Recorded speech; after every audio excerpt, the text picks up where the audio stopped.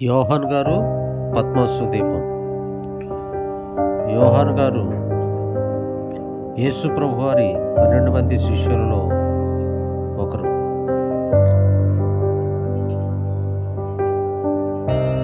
యోహాన్ గారు యోహాను సువార్తలో సువార్త 1వ యోహాను 5 అధ్యాయంలో, 2వ యోహాను 13 వచనంలో, 3వ యోహాను 14 వచనంలో, ప్రకటన గ్రంథంలో 22 అధ్యాయంలో రాశారు. యోహాన్ గారిని డొమిషియన్ చక్రవర్తి పద్మసు దీపమునకు పంపబడ్డారని చరిత్ర తెలుపుతుంది.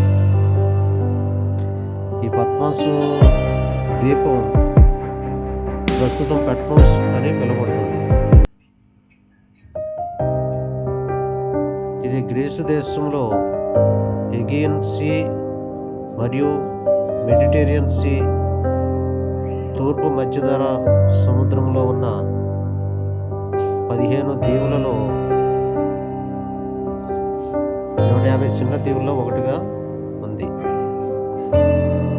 ఈ ద్వీపము 45.039 స్క్వేర్ కిలోమీటర్స్గా ఉంటుంది. 1999లో యోహాన్ గారు దర్శనం పొందిన గృహం కూడా ఉంది అని చరిత్ర చెబుతుంది.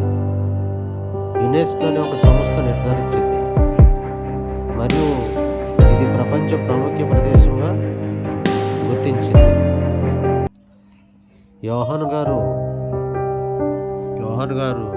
సువార్త 1:1 ప్రకారం ఆదియందు వాక్యం ఉండెను, వాక్యం దేవుని వద్ద ఉండెను, వాక్యం దేవుడు అని రాశారు. 14వ వచనం ప్రకారం ఆ వాక్యం శరీరధారి కృపాసత్య సంపూర్ణ మధ్య నివసించను, తండ్రి వలన కలిగిన అద్వితీయ కుమారుని మహిమలో ఆయన చూసిన నిత్య జీవనం రాయబడింది.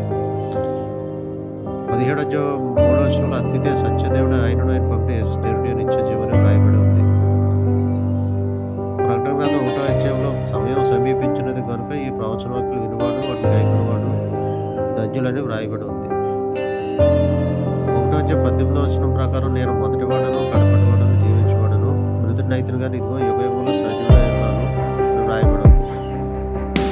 ప్రకటన గ్రంథం 1:11 వచనంలో Ephesus, Smyrna, Pergamum, Thyatira, Sardis, Philadelphia, Laodicea అనే 7 సంఘాలకు 7 దూతలు పంపించినట్టుగా వ్రాయబడి ఉంది. ప్రకటన గ్రంథం 22 అధ్యాయం 1వ వచనం ప్రకారం ఇదిగో త్వరగా వచ్చుచున్నాను, వాని క్రియ చొప్పున ప్రతి వానికి ఇచ్చుటకు నేను సిద్ధపరిచిన జీతము నా యొద్ద ఉన్నది. నేనే అల్ఫాయు ఓమేగయు, మొదటివాడను కడపటివాడను, ఆదియును అంతమునై ఉన్నానని వ్రాయబడి ఉంది. ప్రకటన గ్రంథము 22 అధ్యాయాలు 404 వచనాల్లో ఎన్నో అమూల్యమైన విషయాలు వ్రాయబడి ఉంది. దేవునికే మహిమ, ఘనత, ప్రభావం, కీర్తి కలుగునుగాక.